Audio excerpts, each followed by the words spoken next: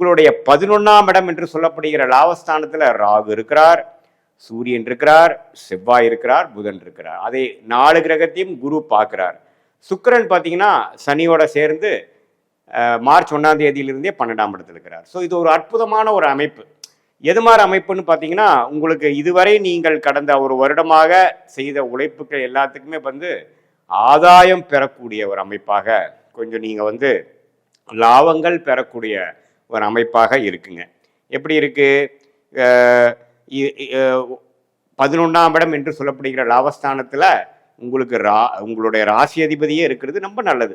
அதே சமயத்தில் ராகுவோட சேர்ந்து சூரியனோட சேர்ந்து இந்த மாதிரி கிரகணங்கள்லாம் முடிந்து வரக்கூடிய அமைப்புகள் இருந்தாலும் குருவின் பார்வை நிவர்த்தி இருக்கு. ஸோ மேஷராசிக்காரர்கள் கண்டிப்பாக ஒரு நல்ல மாற்றங்களை, நல்ல உயர்வுகளை, இதுவரை செய்த முயற்சிகளுக்கும் இன்வெஸ்ட்மெண்ட்டுக்கும் தொழில் ஈடுபாடுக்கு எல்லாத்துக்குமே பார்த்தீங்கன்னா ஒரு லாபம் எடுக்கக்கூடிய, ரிசல்ட் எடுக்கக்கூடிய மாணவர்களாக இருந்தாலும் சரி, உத்தியோகஸ்தர்களாக இருந்தாலும் சரி, நடுத்தர வயதினராக இருந்தாலும் சரி, தொழிலதிபர்களாக இருந்தாலும், சீனியர் சிட்டிசனாக இருந்தாலும் 11ஆம் இடங்கிற ஒரு லாபஸ்தானத்தில் வந்து இந்த 4 கிரகம் சேர்க்கிறது ஒரு அருமையான விஷயம்.